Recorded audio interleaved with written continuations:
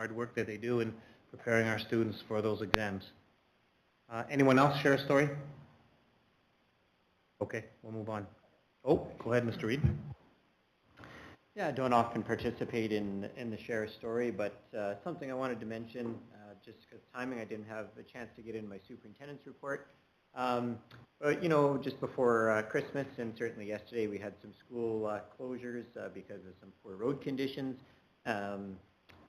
But I just also wanted to give a shout out to our drivers, because there are days that we do close because we have poor road conditions and weather conditions, but there's also a lot of days that we're open, and those conditions are less than ideal.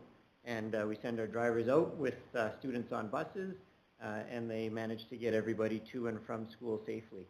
And just that recognition that just because we're not closed doesn't mean the roads are always great. And just wanted to recognize the skill and the professionalism of our bus drivers and thank them very much for the work that they do. Yeah, great point, Trevor. Getting our kids back and forth safe during some tough times, so thanks very much. Anyone else? Okay.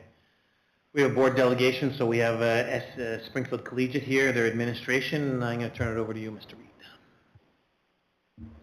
I don't think there's too much left to say. They've already been introduced to the room and the millions of people watching at home this evening. And so everyone's tuning in to hear the words of wisdom from the Springfield Collegiate administration team. So I'm going to turn it over. Good evening. And before we begin, I just want to acknowledge something. It's my understanding that not too long ago, most of the people in this room met with the Deputy Minister of Education, if I'm not mistaken. And he didn't meet with the Deputy Minister of Education to go over Sunrise School Division's awesome graduation rates. You met with the Deputy Minister to talk about a heating and cooling system. And on behalf of all SCI students and staff and us three, I got to tell you that was just very meaningful to us, because it's been a long haul. And we're not out of the woods yet. Close, but not quite. I got to say that Neil's been great, Jody Teese has been great. Glenn and his crew from ESP Mechanical have been great. Are we on the right track? I think so. We got another big meeting tomorrow afternoon. But I just got to say that to know that trustees are behind you so much that you arrange a meeting and go there, we just really appreciate it. All right, let's get on to our school goal. Should have seen Jody ranting and raving at the meeting, by the way, so that's what happened. So the SCI school goal is pretty simple this year, because we like to boil things down. And it's stated this way: using pedagogy or teaching practices and technology to create safe learning spaces and strong minds. It's that simple. Tonight you're going to see a video of SCI students in various classrooms. Tonight you're going to see a video with staff learning during one of our PD days working on school goals. Tonight you're going to see a video of SCI students and staff engaged in community building events which create safe learning spaces. And tonight you're going to hear directly from classroom teachers, not administration, about how the school goal is impacting the classroom.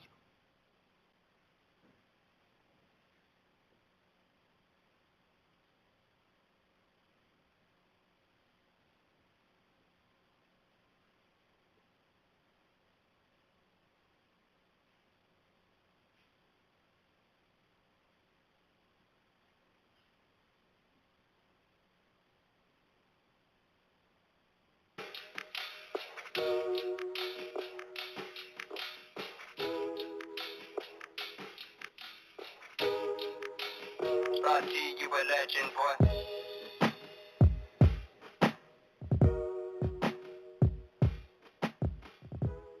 Pedagogy is the art and science of teaching. It encompasses the methods, strategies, and principles that educators use to facilitate learning in and out of the classroom. Pedagogy isn't just about delivering content. It's about understanding how students learn best and adapting instruction to meet their needs. Exactly. I could put more hot chocolate mix in here if I wanted to, right? It has still the potential to hold more of my solutes. That's unsaturated. It's not saturated yet, but we can get there, okay? And then what about this one that's like, it's like sludgy. There's so, oh my gosh, it's like actually sludgy. There's so much hot chocolate mix in there. Teachers at OCI use teaching methods proven to create safe, inclusive, and supportive learning environments. Because of this, students are able to try new things and take risks with their learning. Teachers have the knowledge, skills, and support to try new teaching strategies to find what works best for their students. I believe technology in the classroom refers to the use of digital tools and resources to make the learning experiences for our students more well-rounded. However, though, I think it's really important not just to have technology and use it, but to use it intentionally to better the engagement and improve access to resources and to identify individual student needs so it could just be more well-rounded in the classroom. At what point do we actually care about that piece of technology in our gut, in our soul? We're like, I care about this. And I ask you, what needs to be in place for that to actually happen? Students are far more, it seems, more experts, have more expertise on technology than we do as adults. So the things that they're doing on their own time, we can try to bring them into here, such as videos, digital portfolios, infographics, different ways to put out information. So I think technology allows for that autonomy for our students to create different things and products such as that. Also, it breaks down barriers for students, I think, for those that have difficulties learning or producing products in a traditional way. So we can use tools like text-to-speech software or speech-to-text software. So this allows kids to get what they want to say on the screen if they struggle with a traditional way of doing that, and they get to use their voice and their minds, and it still produces a product. And now we can give choice, such as, maybe creating a traditional essay, or we can create a podcast instead if students feel like this is a better way of getting their knowledge out there for an assignment.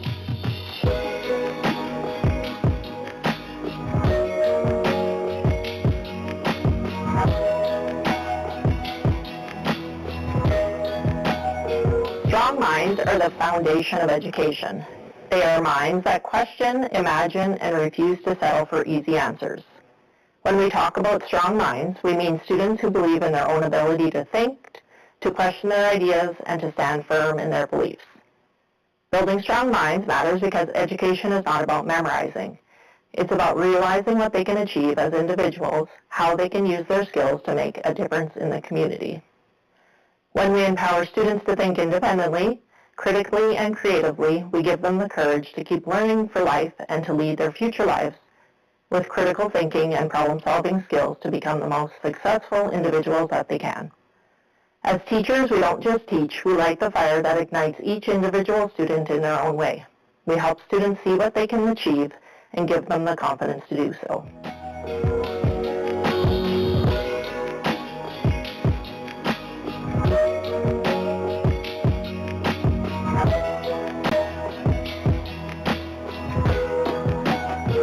A student's sense of belonging to their school and community is a powerful predictor of their success in school and beyond, and it's especially important for marginalized or minority students. Feeling a sense of belonging in school leads to students who get involved. They join clubs or sports teams, and they're more likely to experience lower levels of stress, depression, and loneliness. Creating spaces where students feel safe and like they're a part of their community reduces anxiety and increases their motivation. Academically, students who feel they belong in the classroom are more likely to be engaged in classroom activities, they're more likely to attend their classes, and are more likely to ask questions, take risks on assignments and projects, and persevere through challenges. This all leads to students who are more academically successful and socially connected. Rocky, you a legend, boy.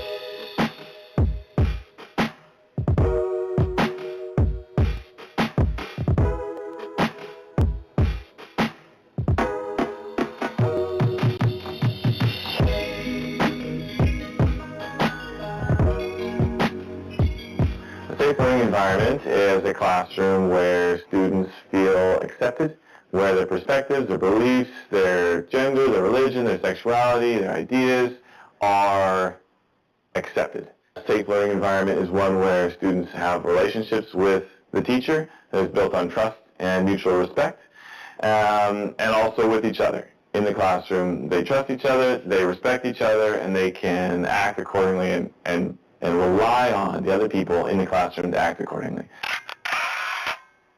They know the teacher's going to act respectfully and that their classmates are going to act respectfully. They can feel safe. They also, a safe learning environment is one where there's trust that within the classroom, the teacher is in control. So if they know that when they come here, a person in charge can manage the situation, that their peers won't get out of control, that it won't become unsafe, that things aren't going to be said that are, dangerous or harmful. A strong person is in charge and is, managing the environment. They need to know that they can have that when they come to the classroom. They need to know that they can feel free to take risks with their learning. So when they come into the environment, into the classroom, they can be curious and creative and take chances and really just unleash their full potential without fear of backlash or bullying or teasing or judgment, so that they can genuinely express their learning. A safe learning space creates the opportunity for students to engage authentically in material without fear of being thought less than. When students feel safe, they can be creative and free with their ideas, which helps develop creative thinking. When a student feels free to be creative and curious in their learning, those behaviors and characteristics inspire other students to push themselves as well, and this can ideally have a domino effect. Safe learning environment is one that is predictable and consistent. Students need to know what they can expect from their teacher and their peers to feel safe in the classroom on a regular basis. And a safe learning environment is one where students act like a team and build each other up. It's not enough for students just to passively accept each other all the time. Every student needs a student or a group of students within the class to be actively cheering for them. We always try to build a team atmosphere and give students the opportunity to feel cheered for and to also cheer for other people, just giving positive feedback on different accomplishments. That, sense of building each other up is key to providing a genuinely safe learning environment.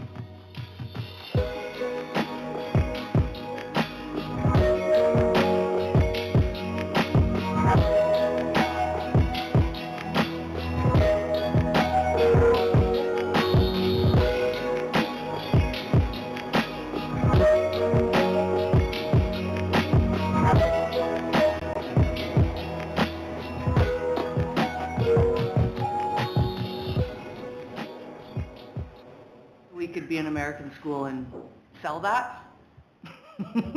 Yeah. If our time is right, we have about 2 minutes left, so I'm going to talk a little bit about data. I know when we were here in May 2024, we had our goal at that time.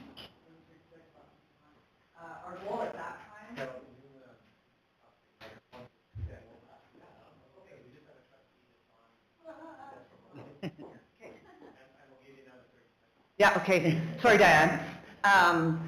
So when we were here last time, our goal was mental health, and the question was, well, how do you know if it's working?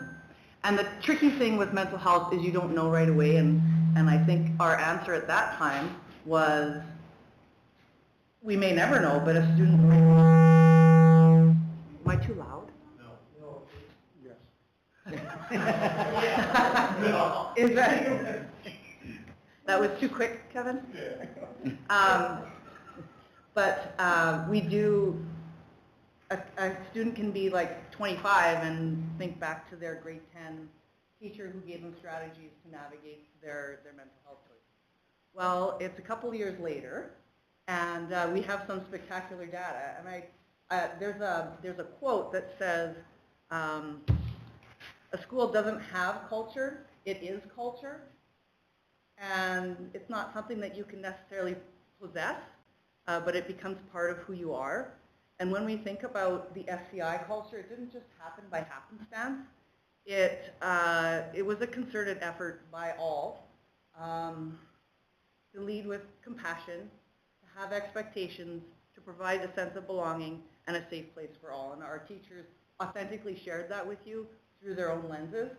We didn't scribe anything for them, so we were really happy with what they had to say, because the learning has been coming along. So if you look at the first paper, Trevor actually shared this with us in the fall. This is the government disaggregates data based on Indigenous and non-Indigenous. So that's why we've compared the two groups. You can see SCI at the top, there's a difference of 2.7% between Indigenous and non-Indigenous credit attainment. What does that mean? That means our grade 9 students, whether they're Indigenous or not, there's not much of a difference in terms of their credit attainment. And then if we slip down to the province there's a significant difference.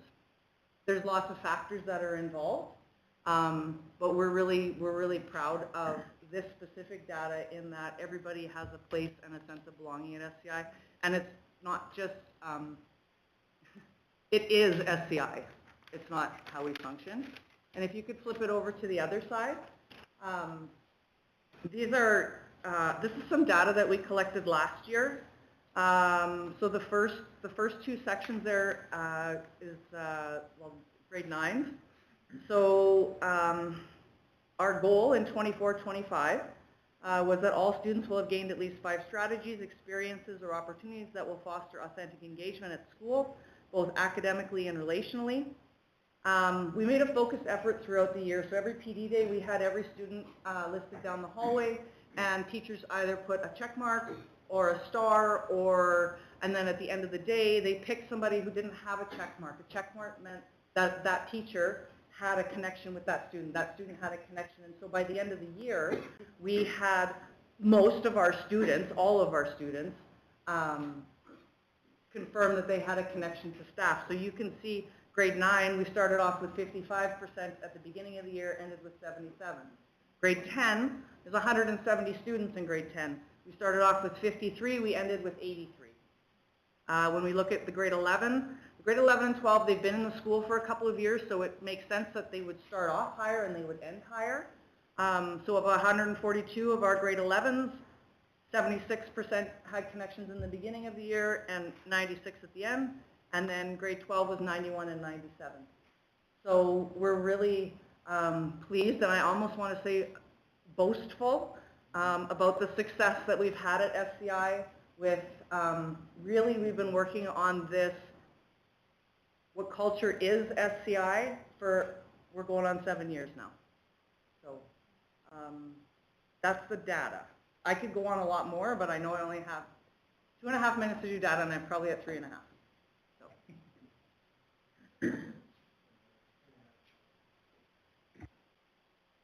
So thank you very much for this.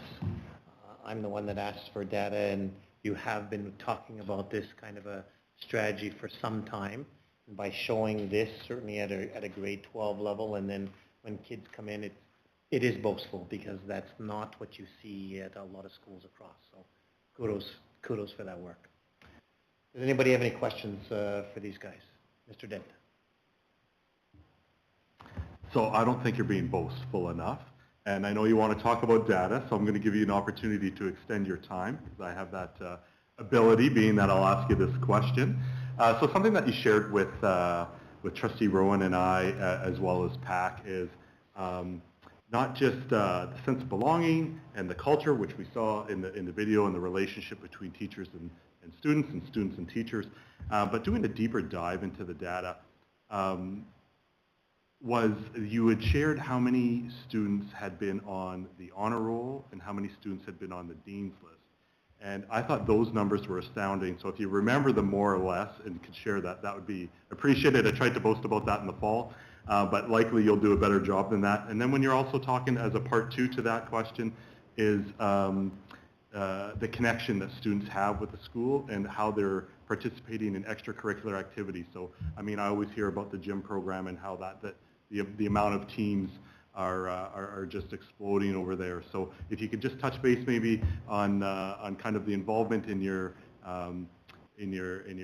gym programs through the extracurriculars there, and then also the more so to the credit achievement, the honor roll and dean list.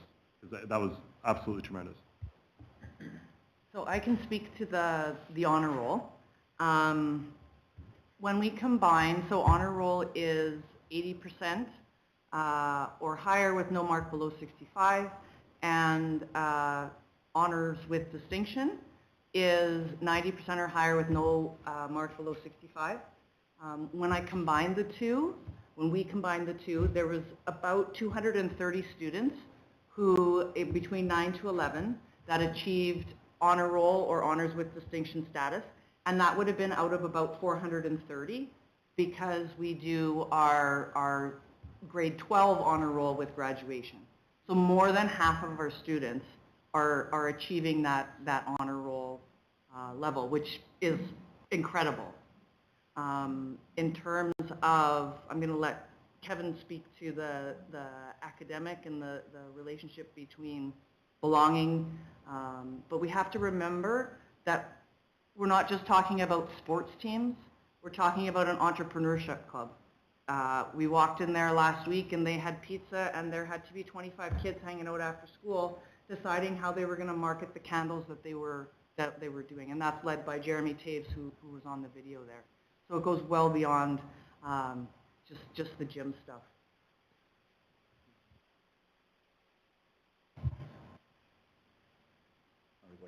Okay, so as far as the extracurricular activities go, yeah, we've increased the amount of teams we've had in the last few years. Last year we ran 42 different extracurricular teams.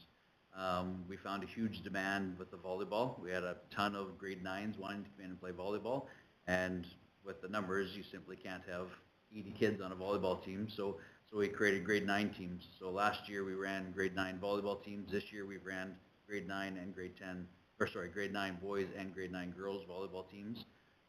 We also ran grade 9 boys basketball last year, and we're running grade 9 boys basketball again. We had a group of kids who were really interested in soccer, so last year we started up boys and girls soccer teams and we ran soccer. We had a group that wanted to play girls lacrosse, so we started girls lacrosse last year. So if the kids come to us with an interest and they want to do it, we find ways of trying to make it work and find the interest and find the coaches and make it happen. So yeah, it's a lot of it is driven by the kids, what they want and what their interests are, and we do our best to make it work for them. Clinton, can you tell us how many coaches do you know? Do you remember how many coaches were involved last year? Oh, I had that down too. I cannot off the top of my head. It was 72. It was 72? Yeah. I was going to say between 70 and 80, so I wasn't close. Yeah, 72 coaches, and some of those are staff and some of those are community members, and that's just a huge amount of people, and it just, I think, talks about community that we built and that Carol so well articulately spoke about, but we're just working on that community culture. Does that mean you have to be an athlete to be part of a community SCI? Absolutely not. Our band program is growing, drama program is growing. You saw the really cool photography work here that Mr. Thiesman puts out with his students. We have an active PAC who sometimes calls us on, your reports seem to be very athletic based. And I noticed that because I think that was a very telling statement. So we've really started to talk, and it's hard for us to brag, but to talk about our academic success as well, because it's really important. So thanks for extending our time.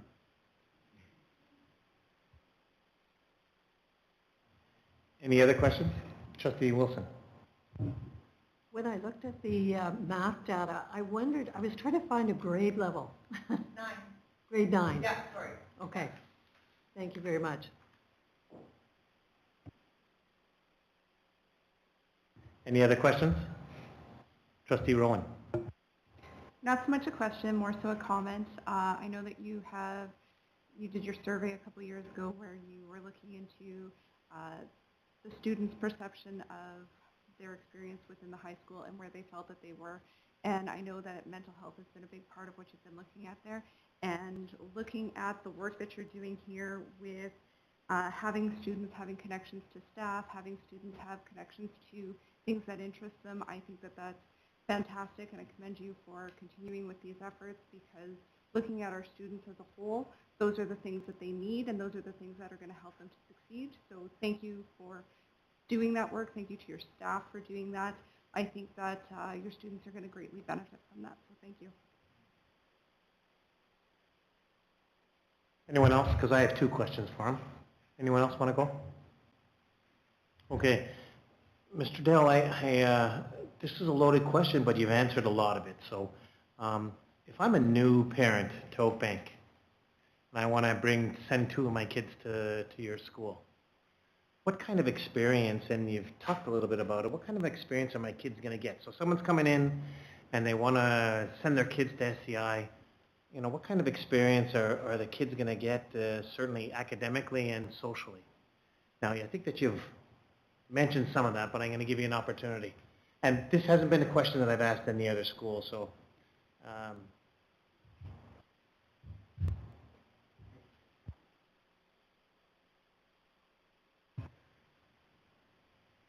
Well, I've watched enough board meetings to know this is a new question. But it's a good question. I would ask it if I was you too, I think. And I think we can speak to this. I think we can speak to this because I can honestly tell you that when parents come in for a tour and I happen to be around and one of us has time to talk to them, we talk to them about what will the experience at SDI be. So we better be ready to talk about this. First thing I'd say, I think to parents, is that we really believe in community. I don't want to go on and on about that, but we do believe in community, and we look for lots of opportunity to create community with a welcome back barbecue, welcome back pizza, pep rallies throughout the year, celebrations for academic success, celebrations for athletic success. I would say to parents that if you want to be an elite athlete at SCI, you can be. If you want to be an elite athlete or an elite musician at SCI, you can be. If you want to be an elite photographer, you can do that too. But if you just want to participate in our school culture, you can do that as well. If you just want to be that student who's okay to hang out with a couple friends in some corner of the school and not have people bother you, because that's what some students need and want also at lunchtime and during breaks, we're also the school for that. I would say, and I've said this many times to parents, a student has to try and go out of their way to not graduate at SCI. They have to make a concerted effort to not graduate. And what do I mean by that? It's really easy to tell parents that we have a pretty unique situation. Our grade 9 student services person, who's resource and guidance, starts with those students in grade 9. Then when the students move to grade 10, so does that person. Now that student services person knows the weaknesses and the strengths of that student, and they're checking credit attainment. And they're starting to get to know parents, and guess what? They go to grade 11, and so does that student services person. Now they're starting with career counseling and post-secondary education. Then they're there at grade 12. And man, if they don't have enough credits to graduate by that time, the student has worked really hard to not graduate. I think I'd say we have high expectations for our students and high expectations for our staff. And high expectations say that we care about people. We care enough to raise expectations. But I think I would say that we would celebrate a 98% as much as we would celebrate a 61%, because that's the best that student is doing, and that's where they're at. And we make those celebrations. We hand out $75,000 worth of scholarships at graduation. Most of those are academic, some athletic, and some are based on the culture of our school and what that student has brought to the school. Karen, what have I missed? Well, no. As you saw in the video, all of our staff are very curriculum driven. That comes from the expectations that we've laid out. It also comes from their level of professionalism. They're caring teachers. We talk about community. We actually had 2 teachers come new to us this year. They left permanent contracts with city divisions. They were community members, and they wanted to join this fantastic place called SCI because they had heard that in the community. So I think that speaks more than I could share about why you would want to send 2 of your children to SCI. Our students are really respectful. They say hello to you in the hallway. They ask how your weekend was.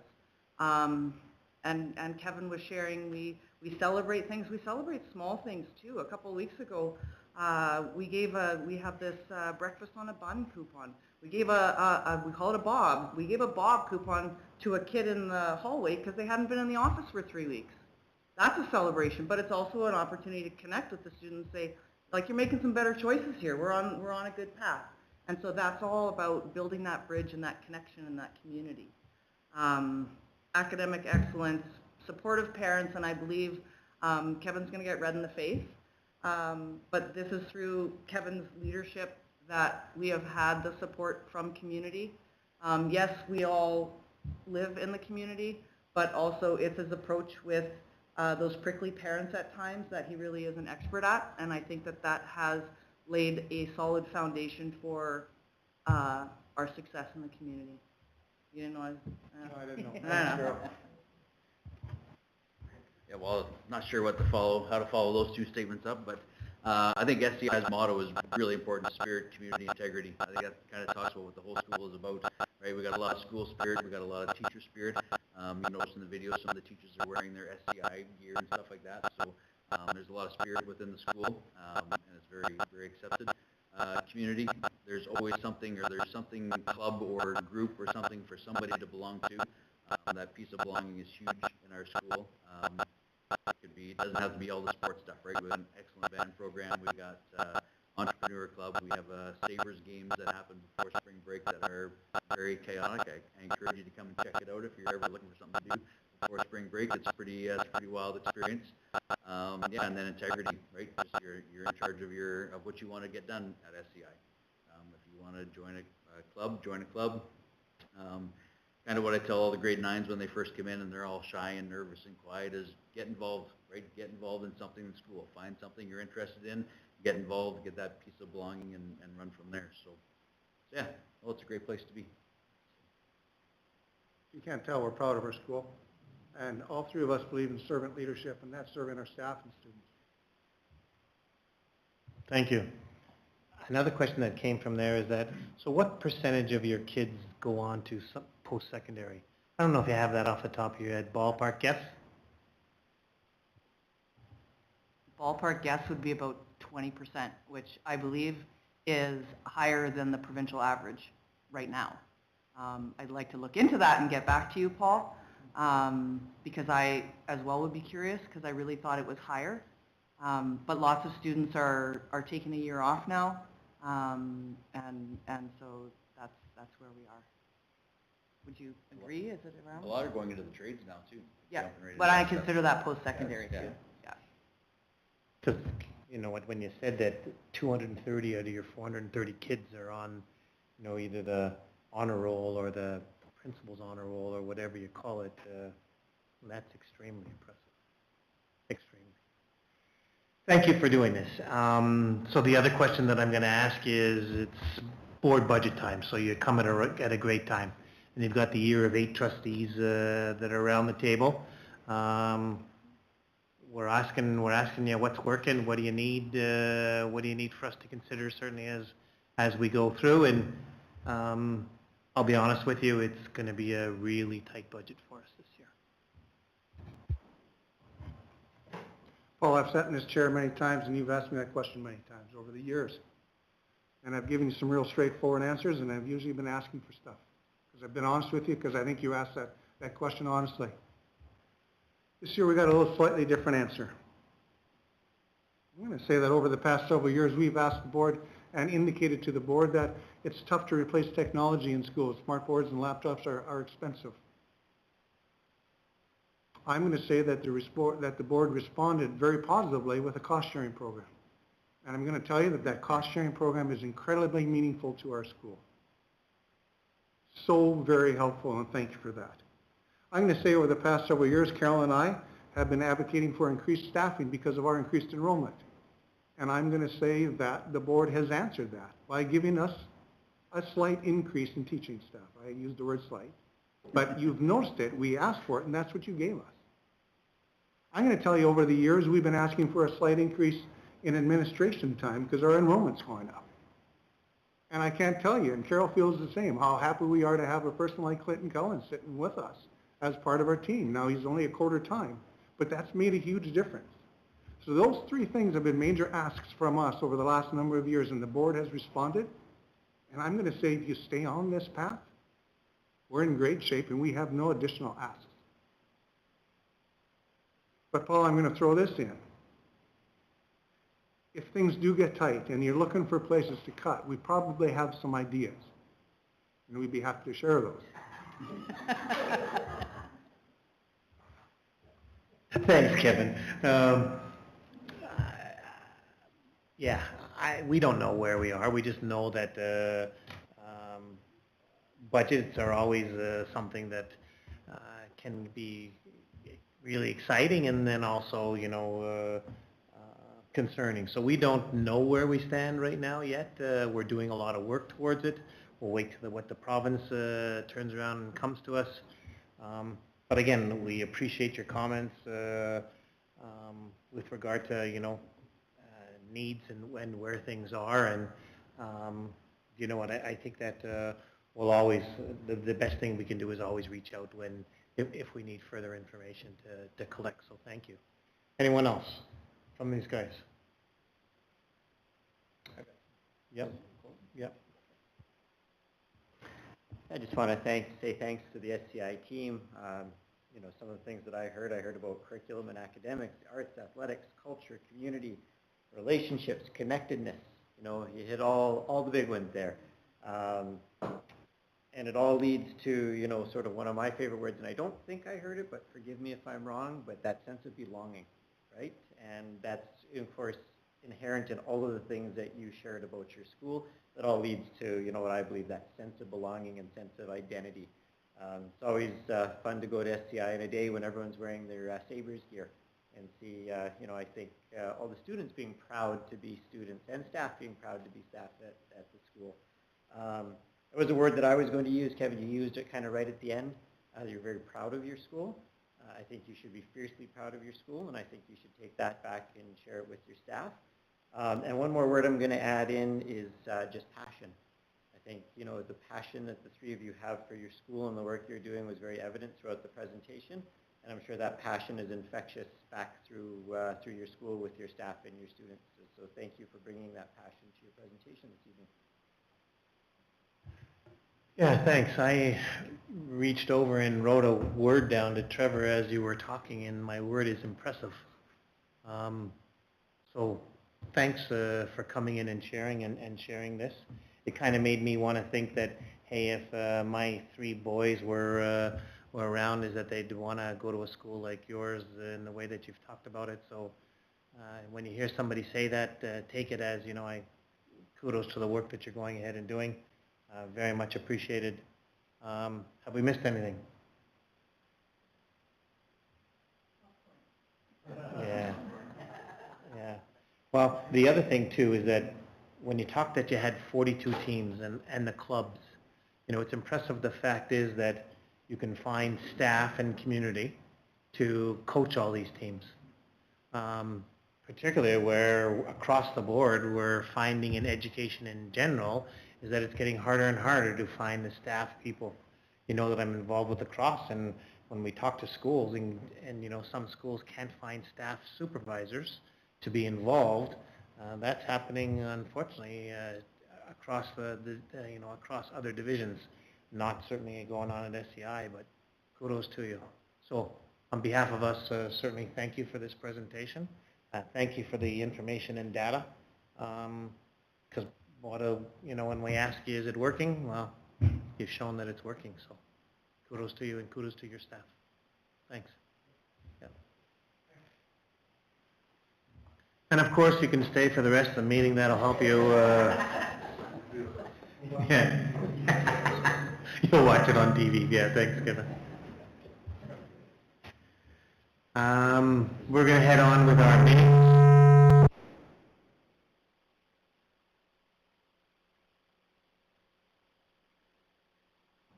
We're going to head on with our minutes here.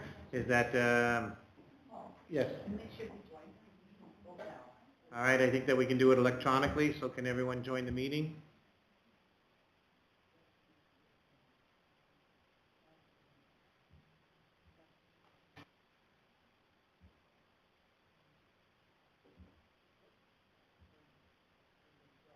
Diane, have you been? So Diane's in? Okay, so we can go through electronically now. We had somebody come and stand on one leg up on the roof, so that's helping us, so thanks for that. So our minutes. Be it resolved that the board adopt the January 6th board meeting minutes. I need a move by trustee Boydton and seconded by trustee Smith. Any questions to the minutes? Okay, hearing none, we'll vote.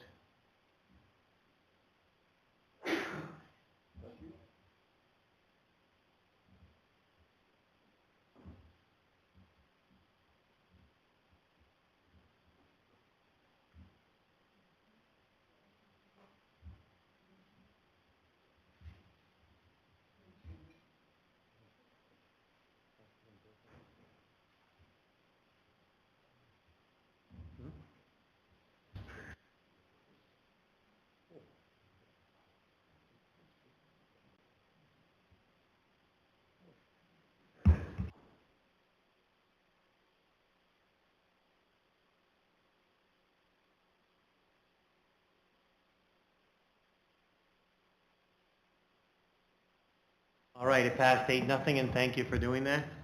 We have now to the superintendent's report. Superintendent Reid.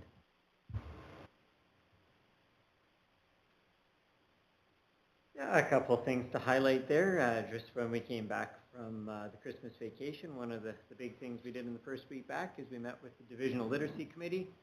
Certainly we've been putting a lot of information, new information in front of our early years teachers across the division, and it was just a good chance for our kind of lead committee to get together, review that progress, and just kind of put a pause and see what we needed to do to bring clarity to all of our staff, because it's been a lot of new information put in front of the staff. It was a productive afternoon. We also had the chance last week to meet with our Sunrise Teachers Association through our liaison process there. Just another good meeting, reinforced the strong working relationship that we have with our teachers union. A variety of topics that were discussed and brainstormed for some improvements, and those are there for your information. A couple of meetings that I also attended last week related to Manitoba Association of School Superintendents. Certainly as we go through negotiations, the board has heard a little bit about essential services agreements that must be in place between employers and unions before lockouts and strikes may take place, and so an information session on negotiating essential services agreements one afternoon. And then one that I thought was really relevant for my role on January 15th with MASS was, of course, learning how to build productive relationships with your school board. And so some skills that I always need in my back pocket working with this difficult group that I have to endure every once in a while here. So no, it's good. It's good. I say that tongue in cheek, and I've said this before, of course. I feel very fortunate to be working with the board that we have here in Sunrise, with their focus on students and learning and prioritizing, student education. A quick scan of the media tells us that environment does not exist with all school boards across the province of Manitoba. So everyone in Sunrise should feel fortunate we're working with the board that we currently have. So another provincial meeting on January 16th. The province of Manitoba attended or hosted a session on artificial intelligence in schools. It was very high-level information. Hesitate to use the word disappointed because I thought we might walk away with some more practical strategies in terms of what we might do in schools, but really it was a lot of high-level information shared on AI that we've all heard and seen before. And then just a couple of information items to close. Kindergarten registration, of course, another reminder that it's taking place the last week in January. There's lots of information on our website how to do that. And of course, just a reminder that we've started our budget process, and our trustees welcome input from all of our stakeholders. And information on providing input to the budget is, of course, again found on our website. Thanks, Mr. Reid. Any questions for Trevor? Okay, and you've mentioned the AI agenda that's there. I can tell you that I signed up to go, and Friday I didn't get out of my driveway, so I didn't go anywhere, unfortunately. However, Trevor told me all about it, and I learned tons. So we have 6.2, we have the board reporting schedule that's there for information. Any questions on the board reporting schedule? Okay, hearing none, we'll move on. Jody, Secretary Treasurer's report. Yeah, thank you. It seems like it's a quick report, not a whole bunch, just the regular routine of the day-to-day of the operations department. So finance, getting ready for T4s. We do submit a self-assessed PST. So in the event that vendors don't charge us PST, we record that and do our obligation to make sure we're following rules and regulations. Maintenance being new, having still a newish maintenance manager, there's a lot of things he's been learning, and it's interesting. I personally just think every year we have to do roof maintenance, and I don't think I've highlighted to the board just how much in roof maintenance and repairing and patching we have to do with our many buildings. We don't do roof repairs capital investments, that's the province, but we do have to maintain them. So to ensure that there's no leaking in the springtime after the snow melts, or a heavy rainfall at an awkward angle, sometimes that water finds its way in the building. We want to make sure that our roofs are secure. So just to give you an idea, we have a list here that Enola, Oakbank Bus Garage, ESS, the Education Center, the building we're in now, Gillis School, even though that's a newer school built in the last 20 years, a number of schools we have to do regular maintenance. And we do bring out a contractor to evaluate the roofs. And right now we're looking at least a minimum of $80,000 just before the spring thaw.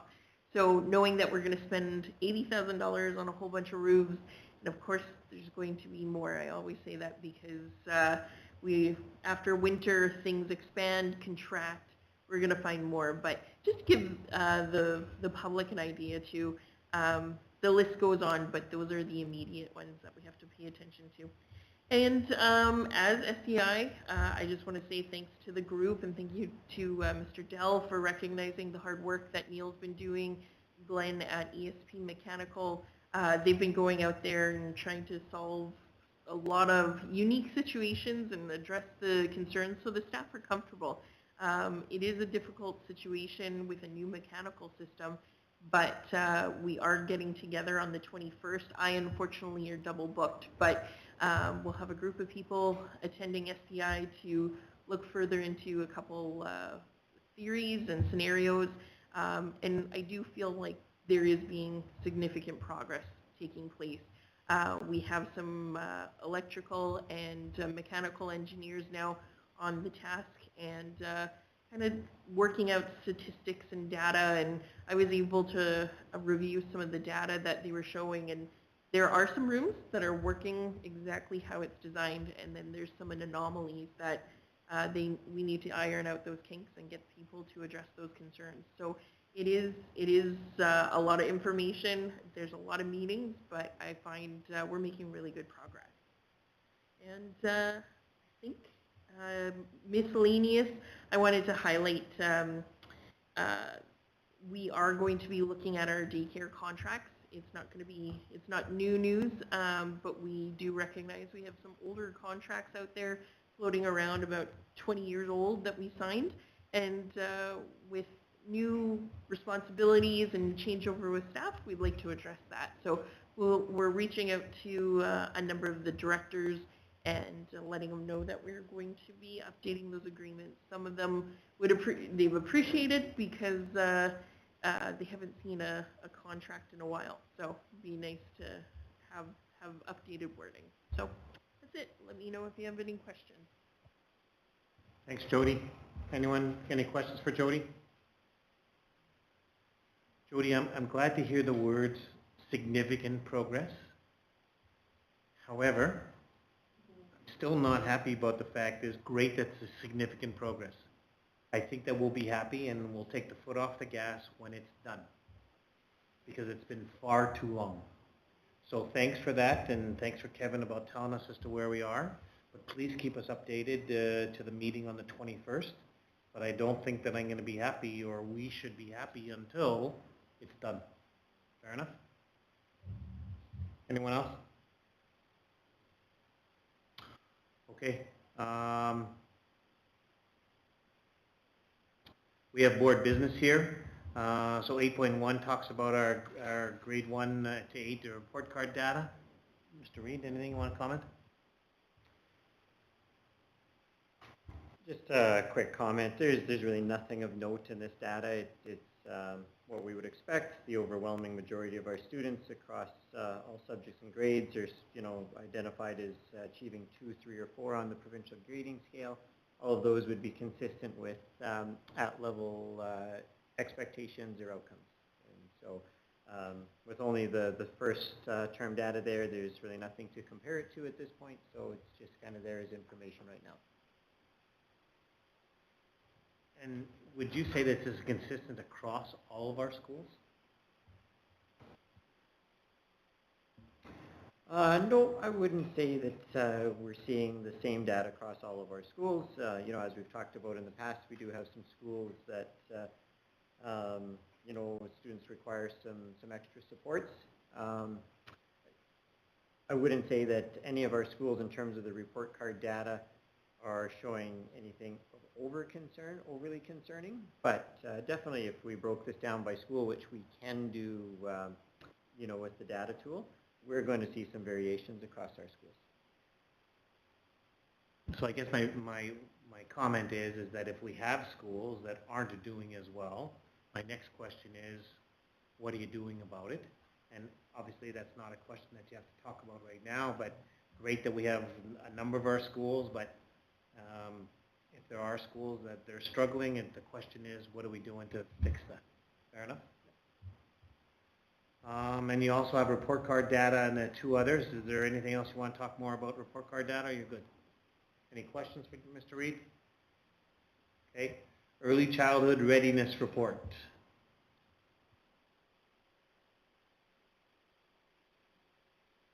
I'll put this one up on the screen.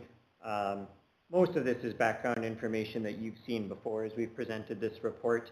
The most useful information in the report is the chart on the second page. It just speaks to, you know, the number of students assessed and the services that, you know, we've provided. Of course, at this point in time in the year, the 72 assessments that completed are reflective of parents that have noticed the advertising that we've been doing in the various communities and in the Clipper, and have volunteered, you know, their students, their children to come to the assessment. Of course, the numbers really ramp up after we do the kindergarten registration when we know who all our future kindergarten students are, and our divisional staff will be reaching out to inform the parents about the assessment opportunity and have their children come in and participate. So yeah, we'll do this report again later in the spring, and the numbers will be significantly increased in terms of participation. Thank you. Any questions for Mr. Reed? Okay. Our continuous improvement plan,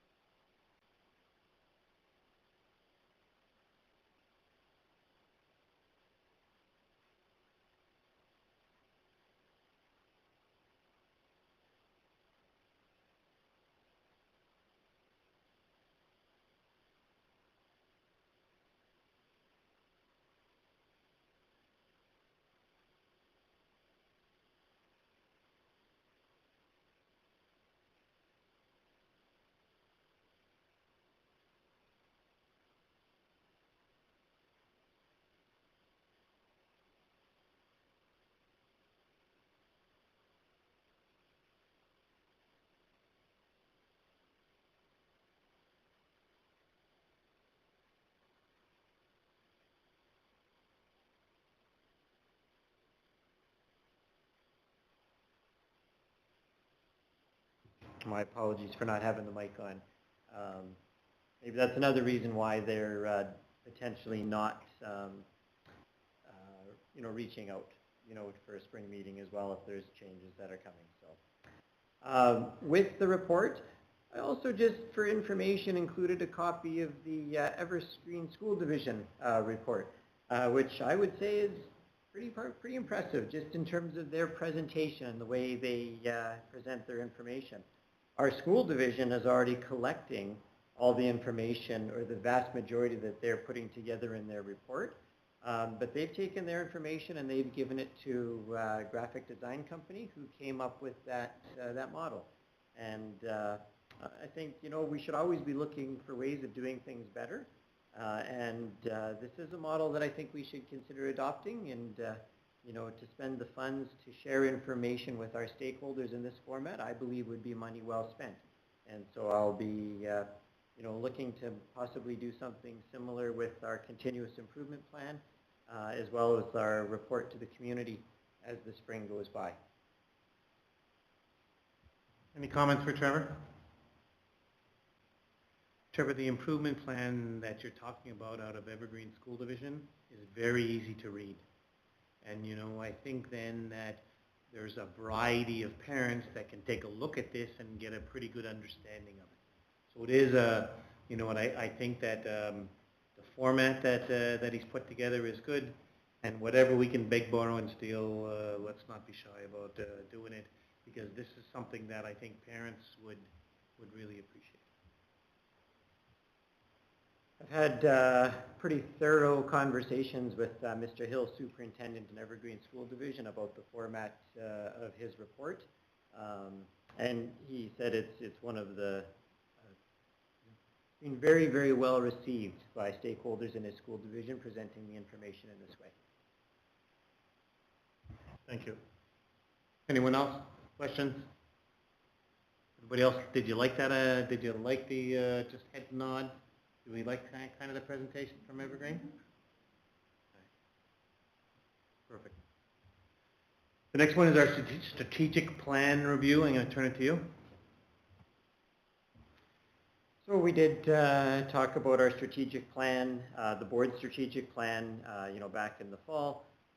We talked about the chance to renewal, but we did not commit or confirm and, turn next steps going forward. So at this point in time, I'm just going to recommend that we step into the strategic plan, when we finish the budget conversations. We're going to be very busy until early March. So when that's done, that's probably a good time to get into a strategic plan renewal. And just that timing would possibly align with the divisional PAC if we do that in April, which I think the plan is to do that. That's a great opportunity to get some stakeholder input on your strategic plan. One of the things I did was I did do a pretty thorough review of school division websites just to see what everyone else was doing. There's a bit of a range, and I put them on there. Some school divisions, like Sunrise, do have a board-specific strategic plan. Others just identify their continuous improvement plan as their strategic plan.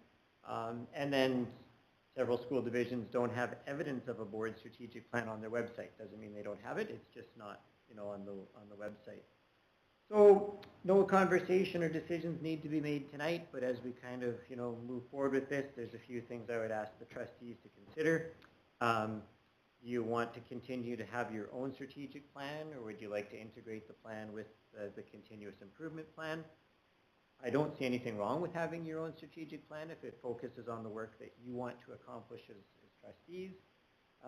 Just as you do that, are you happy with the vision and the mission? Does it currently reflect the work that you want to see done in the school division? They will pick up that conversation at a later date. And just what are the priority areas for the next cycle? 3-year cycle, just some things that trustees can be thinking about. I put some ideas down there. One of the things I heard last week that's not on the list that I'll throw out there, one of the superintendents said that their board has identified that their biggest role is in public relations and being cheerleaders of the good work that goes on in their school division, and that their trustees have really taken on that role. So that's something else to consider. And then, as again, looking at what other school divisions are doing, we have the strategic plan from Winnipeg School Division that I included on here, and I'm just going to click on the link. And the content, I'm not necessarily endorsing the content, although I'm not questioning the content in any way, shape, or form, but rather it was the presentation and of the plan, and they put it on the one page. It's sort of this graphical representation, And when I saw this, I thought to myself, boy, oh boy, if, you know, we represented our strategic plan in this type of format, this is something that could be hung in our offices in our schools across the school division to let all of our stakeholders know when they walk into the building what the board values and what the board is working on. And so I just would ask the board to consider maybe when we work on the plan later this spring, is this the type of graphic approach that you want to take? So it's something we can visualize and, you know, put up in our schools, because I think that a plan shared in this format offers us that opportunity. Thanks, Mr. Reed. Anything for Trevor? Anybody, any comments about kind of what he talked about? And again, we didn't say that we were going to have a discussion on it, but we will need to have a discussion on it. Anybody want any comments? Because you know I'm going to make a comment. You know, go back to if you put that up there, you know what, we just had a presentation from a school, talked about it creating a joy, creating a sense of community. That's what they're doing. Love, supporting a sense of belonging. That's exactly what they're doing. Rigor, preparing learners for excellence, expectations.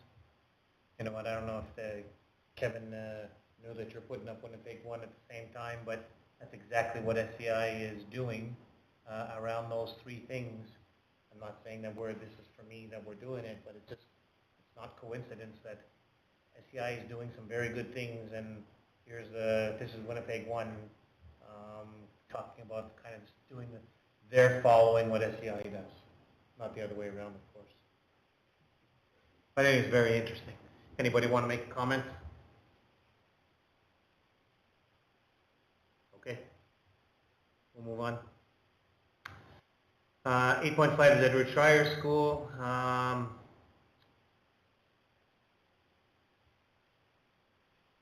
sorry.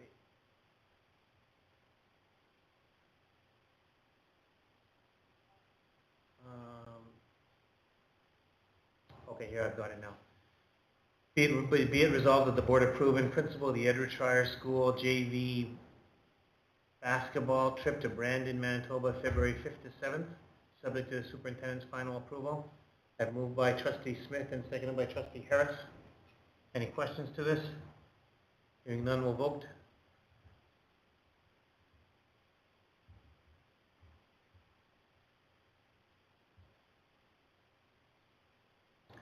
Passed 8-0, thank you. Edward Schreier School sleepover. What's that? February 27th to 28th. Be it resolved, the board approve in principle the Edward Schreier School sleepover, February 27th to 28th, subject to the superintendent's final approval. Moved by Trustee Smith and seconded by Trustee Harris. School sleepover. Any questions to it? Hearing none, we'll vote.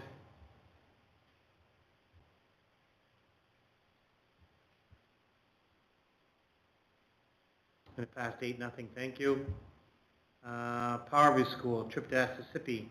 Be it resolved, the board approve in principle the Powerview School trip to Assissippi Ski Resort, March 11th, 9th to the 11th, subject to the superintendent's final approval. Moved by Trustee Dent, seconded by Trustee Rowan. Any questions to it? Hearing none, we'll vote.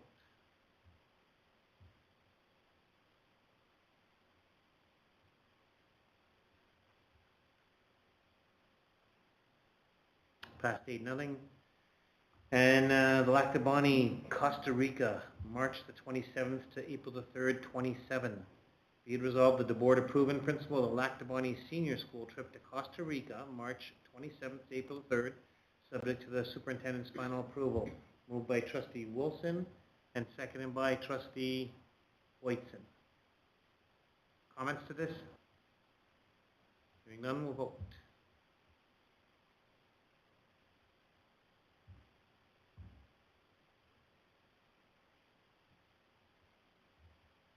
And it passed 8-0. Costa Rica. I remember when the trip to the city was a big deal. Now we're going to Costa Rica. Anyways, kudos to them. Policy Committee, Trustee Rowan. Is there anything that from the Policy Committee, before we get into stuff with them, is there anything that you want to talk about? Yeah, we are bringing notice of motion to a number of policies. I did want to draw your attention to one of the policies attached in our package tonight. This is policy 22. The board has leeway to fix minor grammatical and formatting concerns as they review, which is what we did with policy 22. All of our other policies have sections that are noted with numbers, i.e. 22.1 is our scope, or is our purpose, 22.2 is our scope. We have updated this policy to add the numbers at the start of each section. In an effort to ensure transparency, we have included the policy with its changes for information only. The intent is not to bring this forward next meeting for a vote, as it is a formatting change that brings the policy into alignment with our other policies without changing the meaning of the document. Any comments for Trustee Rowan or the policy committee based on it? Good work, certainly, Melissa, as your group doing it. Any comments from anyone? Okay, so you've got the minutes there from your policy committee. Is there any questions from the minutes that the policy committee has? And again, thanks for the notice of motion for all the different policies from number 6, 11, 15, 19, and 22. Sorry, not 22? Oh, yeah, sorry.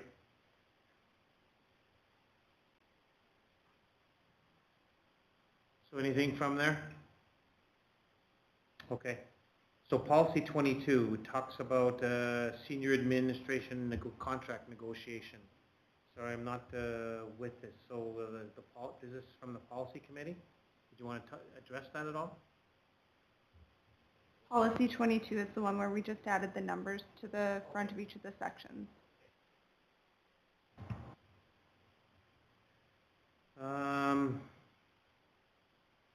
So we're at 816 Finance Committee. So Trustee Boyson, anything from the Finance Committee that you want to bring forward? No? Okay. So the Finance Committee meeting minutes are there. Are there any questions from the Finance Committee meeting minutes of January the 15th? From anyone? Okay, thank you for that. The check register, we need a motion. Be it resolved the board received the December 2025 check register, the total amount of checks at $3,715,840.24, reviewed on January 15th by the Finance Committee for information as submitted. Moved by Trustee Boyson and seconded by Trustee Dent. Any questions to that? Hearing none, we'll vote.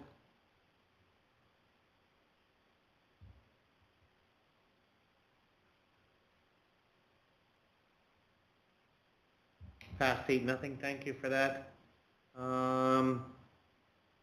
We don't have anything from the Education Foundation, Jody. We don't have anything from the ad hoc land planning committee. Trustee Rowan. All right. Sarah, you've listed a number of things with regard to professional development. You've also been sending us some information about the convention. Is there anything that needs to be updated from anybody there? Okay. Everybody has the information from the convention on the 19th and 20th. Information there about CAPSO and CSBA. That's information there. Divisional Finance Summary Report. It's there for information. Anybody want to comment? Jody, did you want to make any comment on that? Does anybody have any questions on the Divisional Finance Summary Report? Okay. There hasn't been any board correspondence necessary to revise, for information. Nice to know information. Thanks for going ahead and putting it there.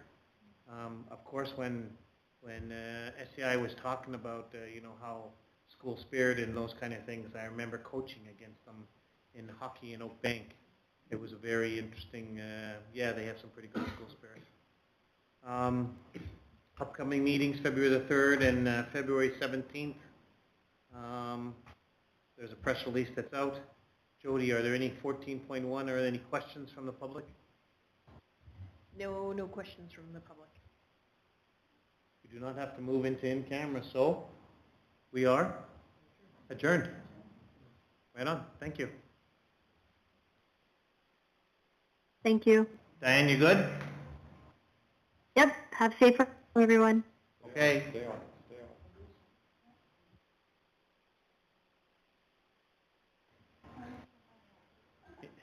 Melissa's got a shining review that she wants to make fun of the fact is that I mixed up Roland and Roland again.